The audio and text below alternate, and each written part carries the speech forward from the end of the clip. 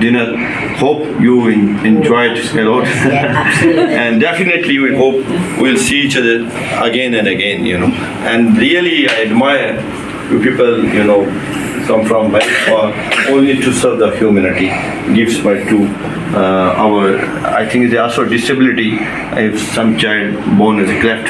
So you people removing that disability and giving the smile on those faces which they are hopeless, and you know they I think they deserve, you know, to smile. You people are the source from Almighty God. You're giving them a smile.